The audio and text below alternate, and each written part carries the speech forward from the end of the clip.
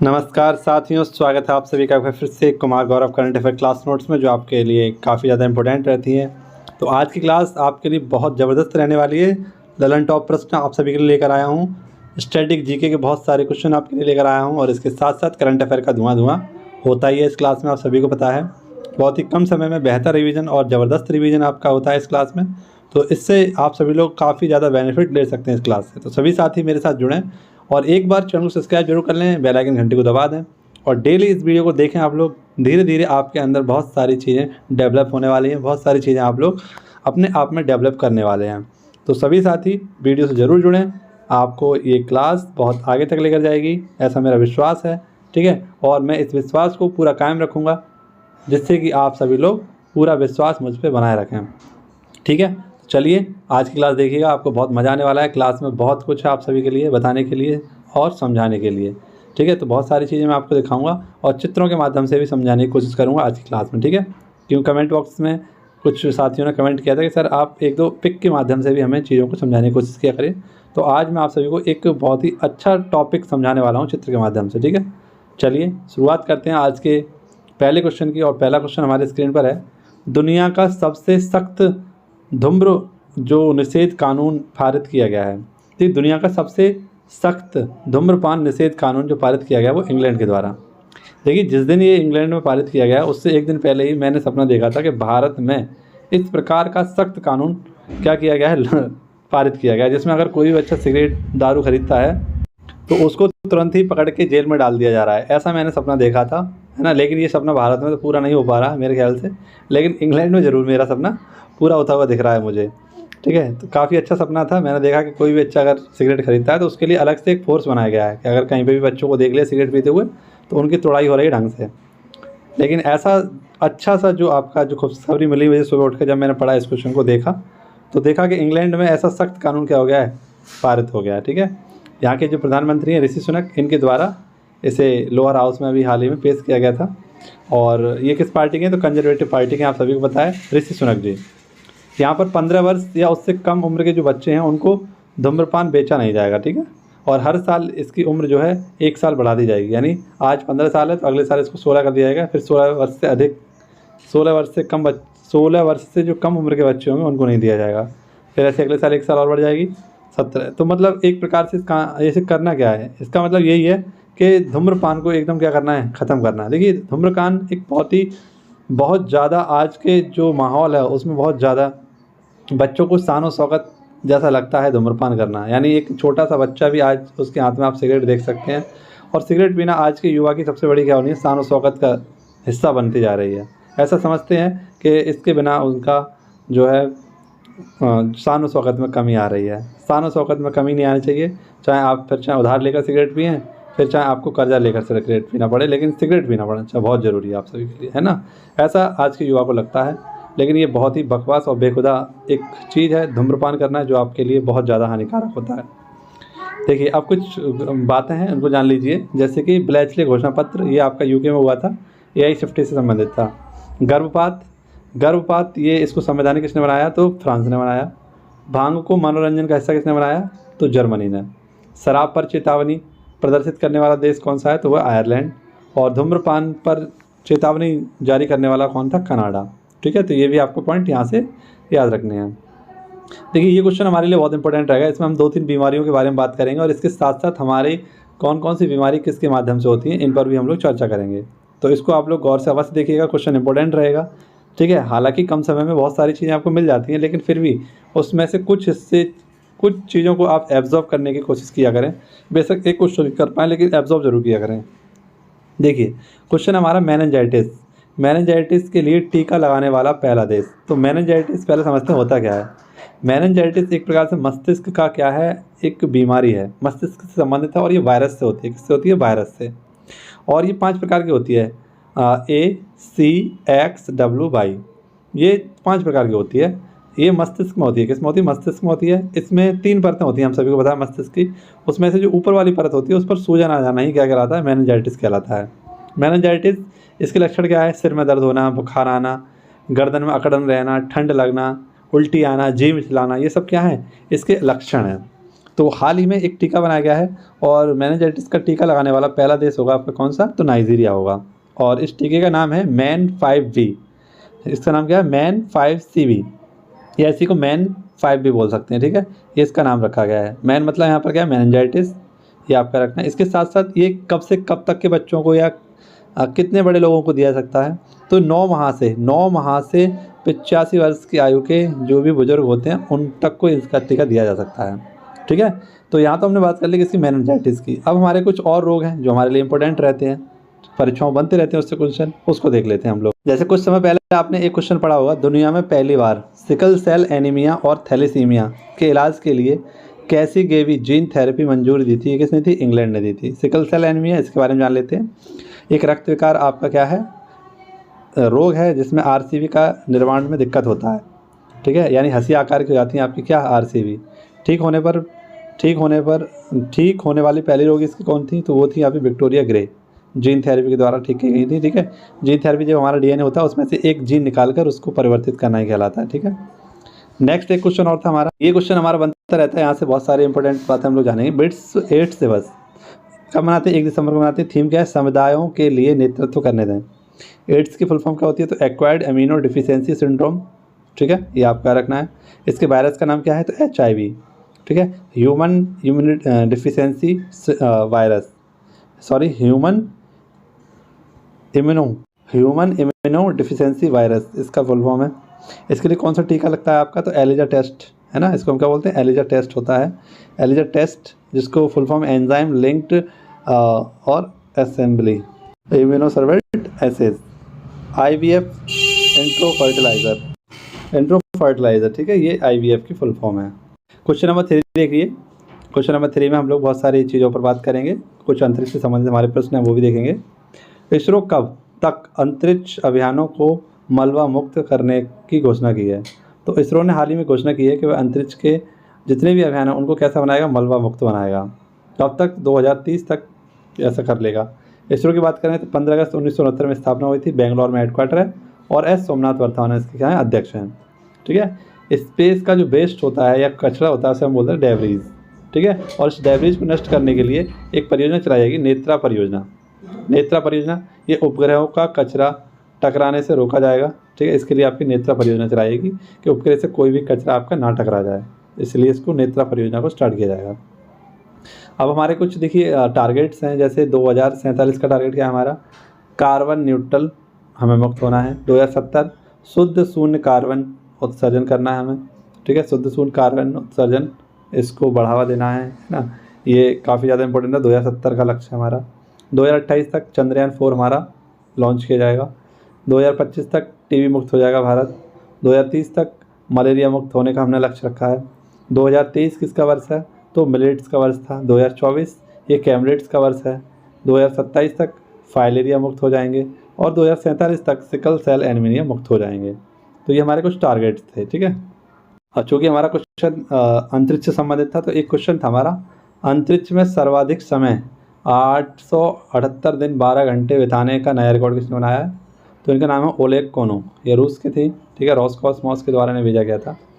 सर्वाधिक भारत में कौन है, तो 195 दिन तक सुनीता विलियम्स।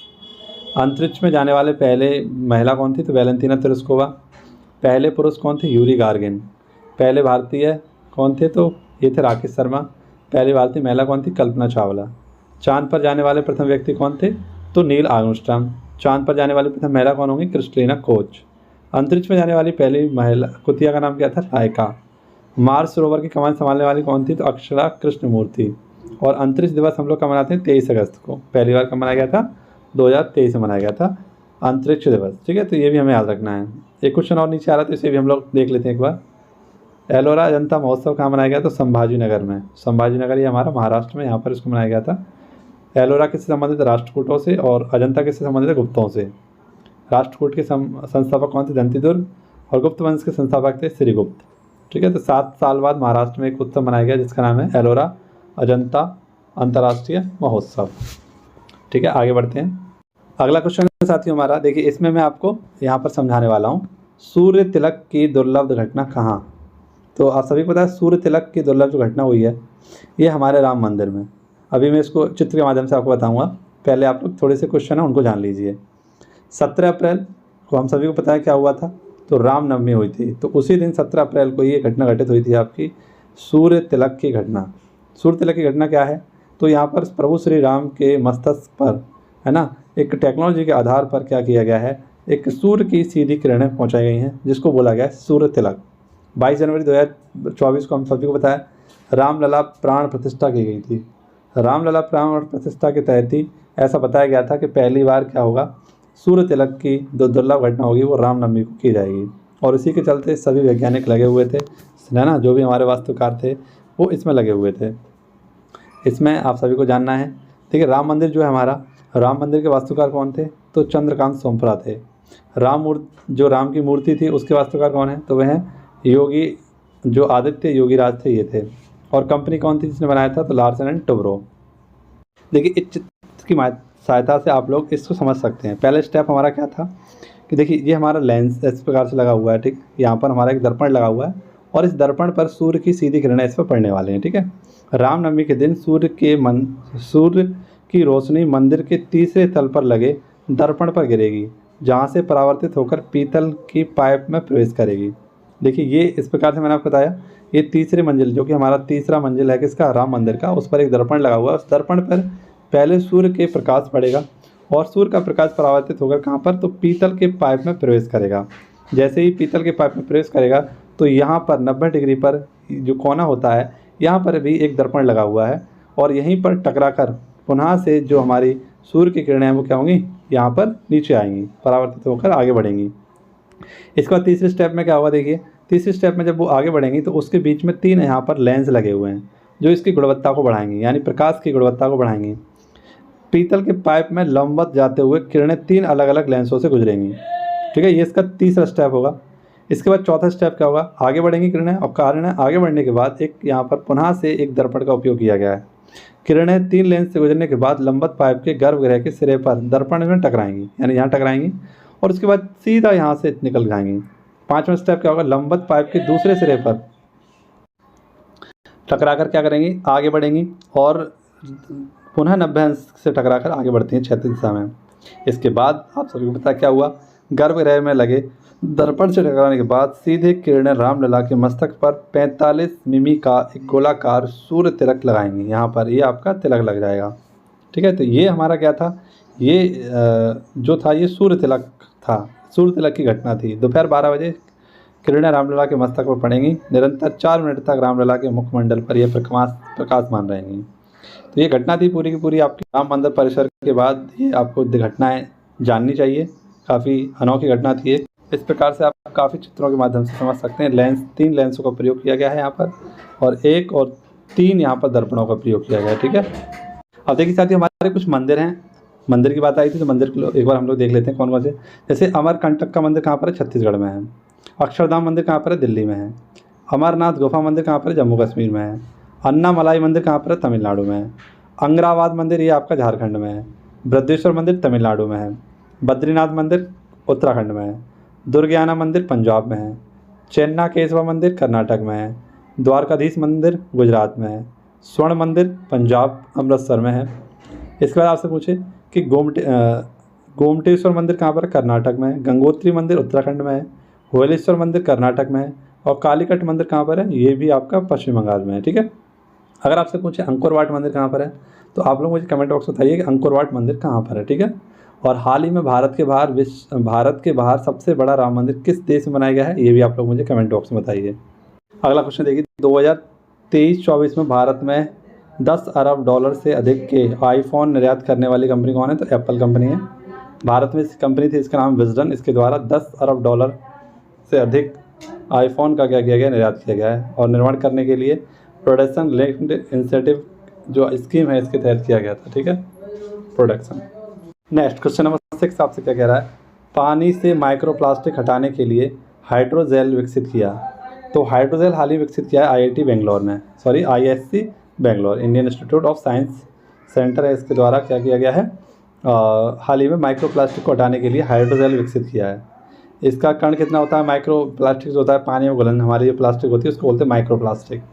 इसमें 5.5 नहीं 5 mm से भी कम इसका आकार होता है और इसको कैसे ख़त्म किया जाएगा, तो अल्ट्रा वायलेट रेजों के द्वारा इसको ख़त्म किया जाएगा, ठीक है, इसमें यूज़ किया जाएगा इसका। अब देखिए यहाँ पर हमारे कभी कभी क्वेश्चन मैचिंग के लिए आ जाते हैं। जैसे आपसे पूछे 1 नॉटिकल मील में कितना होता है, तो 1.852 किलोमीटर होता है, ठीक है। 1 माइक्रोन में कितना होता है मिलीमीटर, तो 0.001 mm होता है। 1 नैनो सेकेंड में 10⁻⁹ सेकेंड होते हैं। 1 अश्व शक्ति में 746 वाट होते हैं। 1 फैदम में कितना गहराई होती है, तो 6 फीट या कह सकते हैं 1.8 मीटर। 0 सेंटीग्रेड में कितने फ़ारेनहाइट होते हैं, तो 32 फ़ारेनहाइट होते हैं। और -40 फ़ारेनहाइट में कितना होता है, तो -40 डिग्री सेंटीग्रेड होता है, ठीक है। ये आपको याद रखना है, कुछ हमारे मात्रक हैं। नेक्स्ट क्वेश्चन देखिए, कह रहा है हिंद महासागर निगरानी प्रणाली इंडोस को सक्रिय करने की घोषणा की है।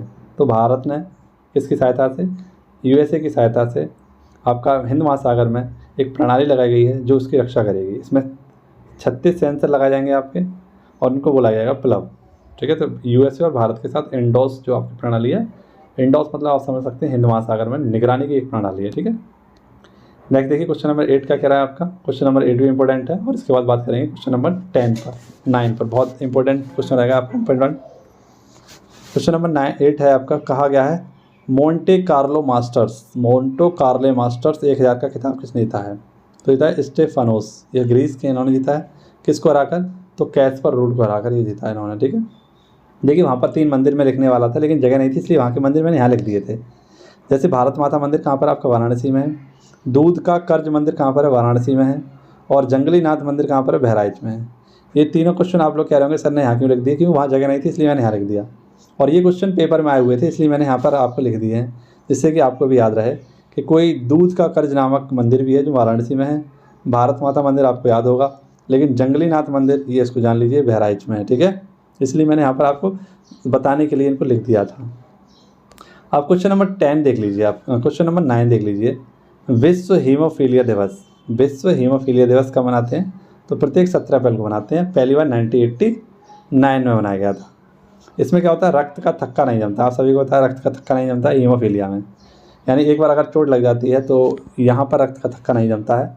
लगभग 6 से 7 घंटे लगातार खून भी निकल सकता है, 24 घंटे भी लगातार खून निकल सकता है हीमोफीलिया में, ठीक है। और ऐसा माना जाता है कि पहली बार जो आपका हीमोफीलिया हुआ था ये रानी विक्टोरिया का हुआ था, इसलिए इसको शाही रोग भी कहते हैं।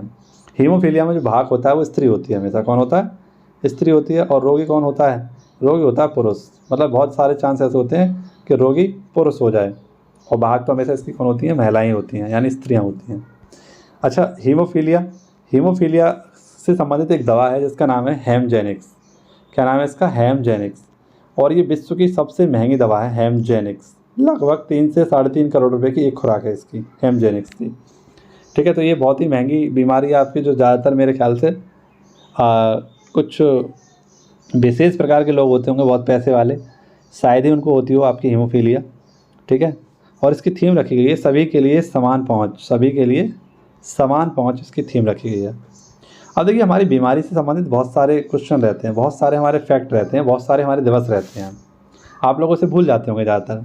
तो मैंने जितनी भी हमारी बीमारी होती हैं और उनसे संबंधित हमारे दिवस होते हैं उनको एक जगह लिख लिया आपके लिए। आप सभी को पता है, अभी मैंने आपको एड्स दिवस पढ़ाया था, है ना, मेनिंजाइटिस डे पढ़ाया था, हेपेटाइटिस डे पढ़ाया था। ऐसे एक रोग है आपका कौन सा, विश्व कैंसर दिवस 4 फरवरी को मनाते हैं। पहली बार 2000 में मनाया गया था, ठीक है, पेरिस में। और इसकी थीम रखी गई देखभाल के अंतर को कम करना, इसकी थीम रखी गई थी। ये काफ़ी ज़्यादा चर्चा का विषय हुआ था क्योंकि इसमें सर्वाइकल कैंसर, आप सभी को पता है सर्वाइकल कैंसर से एक अफवाह फैलाई गई थी कि पूनम पांडे की मृत्यु हो गई है ना। और ये सर्वाइकल कैंसर है, ये महिलाओं की ग्रीवा में होता है। और इसमें कौन सा वायरस, तो ह्यूमन पैपुलोमा वायरस होता है आपका। और इसके इलाज के लिए एक वैक्सीन बनाई गई थी, इसका नाम था सर्वावैक, ठीक है। ये आपका रखना है। इसको 2024-25 के बजट में फ्री कर दिया गया है 6 से 14 वर्ष की बच्चियों के लिए। अब कैंसर की बात करें हम लोग, तो कैंसर के अध्ययन को क्या कहते हैं, ऑन्कोलॉजी कहते हैं। कोशिकाओं की अनियंत्रित वृद्धि को ही हम लोग क्या कहते हैं, कैंसर कहते हैं। इसमें एक थेरेपी उपयोग की जाती है, रासायनिक थेरेपी, जिसको हम बोलते हैं कीमोथेरेपी। इसमें कौन सा समस्थानिक यूज़ किया जाता है, कोबाल्ट-16। और कौन सी किरणें, तो वो होती हैं गामा किरणें, इनका उपयोग किया जाता है कैंसर में, ठीक है। अब देखिए कुछ रोग हैं, जैसे हमारा पोलियो डे, विश्व पोलियो दिवस कब मनाते हैं, 24 अक्टूबर को। विश्व मलेरिया दिवस कब मनाते हैं, 25 अप्रैल को। विश्व रेबीज डे कब मनाते हैं, 28 सितंबर को। ब्रेल लिपि डे कब मनाते हैं, 4 जनवरी को। हेपेटाइटिस डे कब मनाते हैं, 28 जुलाई को। कैंसर डे कब मनाते हैं, 4 फरवरी को। बाल कैंसर दिवस कब मनाते हैं? 15 फरवरी को। विश्व कुष्ठ रोग दिवस कब मनाते हैं? तो ये लास्ट संडे होता है जनवरी का, और इस बार कब पड़ा था? 30 जनवरी को। टीबी डे कब मनाते हैं? तो 24 मार्च को मनाते हैं। ठीक है, हम सभी को बताया कि विश्व का पहला टीका कौन सा खोजा गया था? तो चेचक का टीका, जिसे हम एडवर्ड जेनर के द्वारा खोजा गया था। हेपेटाइटिस ए, इसके लिए हाल ही में एक वैक्सीन बनाई गई थी, हैविश्योर वैक्सीन। ऐसी सर्वाइकल कैंसर का टीका कौन सा मैंने अभी बताया? सर्वावैक, और ये किसके कारण होता है? ह्यूमन पैपुलोमा वायरस के कारण। बीसीजी का टीका बैसिलस कॉलमेट-गुएरिन जिसे हम कहते हैं, ये टीबी में काम आता है आपका। अभी मैंने आपको एलिजा टेस्ट बताया था, एलिजा टेस्ट ये किस में होता है आपका? तो एड्स में होता है आपका एलिजा टेस्ट। ठीक है, ये भी आपको याद रखना है। तो आई होप आपको वीडियो पसंद आ रही होगी। एक चीज़ और है जो मैंने आपको बताई थी कि कहीं ना कहीं आपसे पूछ लिया जाता है, कि आपसे पूछा जाता है, जैसे मान लीजिए आपसे पूछ लिया जाए डायरेक्टली कि वायरस से होने वाला रोग निम्नलिखित में से कौन सा है। ठीक है, 3 ऑप्शन दे देगा आपको ये वाले, और एक ऑप्शन दे देगा आपको इनमें से कोई सा। तो यहाँ से आपको बताना चाहिए, आपको यहाँ से याद रखना चाहिए कि किसके कारण कौन सा रोग होता है। जैसे वायरस के कारण हमारे कुछ रोग होते हैं, बैक्टीरिया के कारण कुछ रोग होते हैं, प्रोटोजोआ के कारण कुछ रोग होते हैं, और फफूंद के कारण कुछ रोग होते हैं। जैसे चेचक है आपका वायरस होता है, रेबीज़ है, जुखाम है, पोलियो है, इन्फ्लुएंज़ा है, डेंगू है, एबोला है, एड्स है, चिकनगुनिया है, मेनिंजाइटिस है ना, मस्म है, ये सब किससे होते हैं? आपके वायरस से होते हैं। ऐसे आपसे पूछे कि बैक्टीरिया से कौन कौन से होते हैं? तो टेटेनस है, प्लेग है, हैज़ा है, क्षय रोग है, तपेदिक है, डिप्थीरिया है, गोनेरिया है, काली खांसी है, निमोनिया है, कुष्ठ रोग है, ये सब बैक्टीरिया से होते हैं। प्रोटोजोआ से मलेरिया, पायरिया, सोने की बीमारी, पेचिस, कालाजार, ये सब किससे होते हैं? आपके प्रोटोजोआ से। लेकिन आपसे पूछे फफूंद से कौन कौन से होते हैं? तो गंजापन है, एथलीट फुट है, खुजली है, दाद है, चर्म रोग है, ये सब किससे होते हैं? फफूंद, यानी आपके होते हैं फफूंद से। ठीक है, फंजाई से होते हैं आपके, ये भी आपको याद रखने हैं। आई होप आपको वीडियो अच्छी लग रही हो। वीडियो अच्छी लग रही हो लाइक जरूर करना। ठीक है साथियों, अब बात करते हैं क्वेश्चन नंबर 10 पर हम लोग। ठीक है, इसके बाद ललन टॉप क्वेश्चन देखेंगे हमारे प्रमुख दिवस वाले। भारत की पहली हाइब्रिड पिच मतलब ऐसे मान लीजिए आप लोग क्रिकेट खेलते हो, तो क्रिकेट जहाँ पर खेला जाता है, क्रिकेट जहाँ खेला जाता है उसे हम बोलते हैं पिच। ये होती है हमारी क्या? पिच होती है। तो पिच को बनाया गया है 2 प्रकार से, एक तो प्राकृतिक घास से बनाया गया है, और इसमें 5% आपका पॉलीमर मिलाया गया है, तो उससे बनाई गई है आपकी एक प्राकृतिक हाइब्रिड पिच, है ना। नेचुरल भी कह सकते हैं इसे हम, और आपका कैसा आर्टिफिशियल भी कह सकते हैं। तो धर्मशाला में इसको पहली बार स्थापित किया गया है, उत्तराखंड में। ठीक है, जो स्टेडियम है आपका। अच्छा, क्यों किया गया है? तो पिच का जो उछाल होगा वो एक समान रहेगा। ऐसा मान लीजिए कि आप खेल गए यहाँ पर, ठीक है, जो पहली पारी खेल जाता है उसके लिए पिच तो काफ़ी अच्छी रहती है, लेकिन दूसरे जो हमारी टीम होती है उसके लिए कहीं ना कहीं थोड़ी सी परेशानियों का सामना करना पड़ता है। तो इसी को कम करने के लिए इसको बनाया गया है, ज़्यादा समय तक चले। अब आप सभी को पता है एक मैच के दौरान ही उसकी हालत जो है ख़राब होने लगती है पिच की, तो उसी को ठीक रहे, इसके लिए ये आपकी पहली हाइब्रिड पिच बनाई गई है धर्मशाला में। ठीक है, अधिक खेलों से संबंधित हमारी कुछ शब्दावलियाँ हैं कि निम्नलिखित में से कौन सा शब्द किस खेल से संबंधित होता है, ऐसे करके क्वेश्चन पूछ लेता है। जैसे आपसे पूछे गुगली, चाइनामैन और सेंट्रीज, ये किससे संबंधित है? क्रिकेट से संबंधित है। Triple, booking, throw in, flash, ये फुटबॉल से संबंधित है। बुली, स्कूप, ट्रिपल डी, ये किससे? हॉकी से संबंधित है। होम, डायमंड, पिचर, ये बेसबॉल से संबंधित है। बेस्ट स्ट्रोक, ये किससे संबंधित? तैराकी से संबंधित है। कैंडी, आयरन, ये किससे? गोल्फ से संबंधित है। हीप, कुश्ती से संबंधित है। चेकमेट, नाइट, फिडे, ये किससे संबंधित है? शतरंज से संबंधित है। तो ये कुछ शब्दावलियाँ थी, आपको याद रखनी चाहिए। इनमें से कुछ भी याद कर लेंगे तो आपका क्वेश्चन जो पूछा जाएगा वो गलत नहीं होगा। देखिए साथियों, आपको ललन टॉप में सर ने क्वेश्चन कराए थे प्रमुख दिवसों के। यहाँ पर मैं आपको ज़्यादा दिवस नहीं कराऊंगा, लेकिन हाँ, एक माह है जहाँ से आपके बहुत सारे क्वेश्चन मैंने देखे हैं कि डायरेक्टली पूछ ले जाते हैं आपसे। तो उस माह के हम सारे के सारे क्या देखेंगे? दिवस देखेंगे। एक दिवस आप लोग याद करने की कोशिश करिए, कमेंट बॉक्स में मुझे याद करके टाइप करके लिखने की कोशिश करिए कि आप लोग कितने याद करके लिख भी सकते हैं। ठीक है, कराने के लिए मैं बहुत कुछ करा सकता हूँ आपको, आधा घंटे की वीडियो में बहुत कुछ करा भी देता हूँ आपको, लेकिन आप सभी को उसको याद थोड़ा सा अपने माइंड में भी रखना होगा। चलिए, तो हम लोग बात करते हैं अपने सबसे पहले बात करते हैं दिसंबर माह के दिवसों पर। दिसंबर माह में अगर हम देखें तो सबसे पहले 1 दिसंबर को मनाते हैं एड्स दिवस, 2 दिसंबर को मनाते हैं कंप्यूटर साक्षरता दिवस, 3 दिसंबर को मनाते हैं विकलांगता दिवस, 4 दिसंबर को मनाते हैं नौसेना दिवस, 5 दिसंबर को मनाते हैं विश्व मृदा दिवस, 6 दिसंबर को महापरिनिर्वाण, डॉक्टर बी आर अम्बेडकर का जो महापरिनिर्वाण यानी निधन हुआ था वो 1956 में 6 दिसंबर को ही हुआ था। और अभी कुछ समय पहले हमने 14 अप्रैल को क्या बनाया था? इनकी जयंती बनाई थी। तो 14 अप्रैल 1891 में जन्म हुआ था और 6 दिसंबर 1956 में इनकी मृत्यु हुई थी। ये बात आपको याद रखनी है। 7 दिसंबर को नागरिक उड्डयन दिवस, 8 दिसंबर को बोधि दिवस, 9 दिसंबर को भ्रष्टाचार विरोधी दिवस, 10 दिसंबर को विश्व मानवाधिकार दिवस, 11 दिसंबर को विश्व यूनिसेफ डे, 18 दिसंबर को अंतर्राष्ट्रीय प्रवासी दिवस, 19 दिसंबर को गोवा मुक्ति दिवस, 21 दिसंबर को विश्व प्रजनन दिवस, 22 दिसंबर को गणित दिवस, 23 दिसंबर को किसान दिवस, 24 दिसंबर को राष्ट्रीय उपभोक्ता अधिकार दिवस और 25 दिसंबर को मनाया जाता है आपका सुशासन दिवस और 26 दिसंबर को वीर बाल दिवस मनाया जाता है। तो ये दिसंबर माह में बहुत सारे इंपॉर्टेंट डे हैं जो आपको बहुत आगे ले जा सकते हैं अगर आप इनको याद कर लेते हैं।